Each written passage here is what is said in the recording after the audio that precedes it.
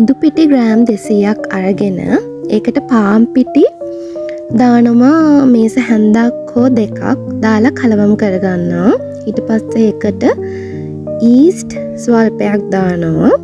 ඊට පස්සේ අපිට තියෙන්නේ ටික හොඳට කලවම් කරගෙන රටලුණු මිරිස් කරපිංචා සූදුරු දාලා ඒකත් හොඳට කලවම් කරගෙන ආයෙත් තියෙනවා කෑලි මිරිස් ලුණු ගම්මිරිස් කහ දාලා ඒ ටිකත් ආයෙ හොඳට කලවම් කරගන්නවා. වතුර දාගෙන මේ වගේ බැට එකක් එනකම් හොඳට අනා ගන්නවා.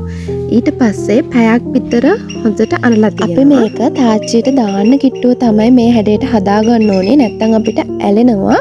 ගලව ගන්න බෑ. හොඳට අතේ වතුර ගාගෙන මේ හැඩයට හදලා අපි ගැඹුරු තෙලේ වැද ගන්නවා. ඊට පස්සේ අපි කරපිංචා සම්බෝලේ හදමු. කරපිංචා ලුණු මිරිස් පොල් දෙහි චුට්ටක් දාලා මේක බ්ලෙන්ඩර් කරගත්තාම හරිම රසයි. වඩේ එක කන්න. ඔයාලත් හදලා කියන්න රසයිද කියලා කමෙන්ට් එකක් දාන්න.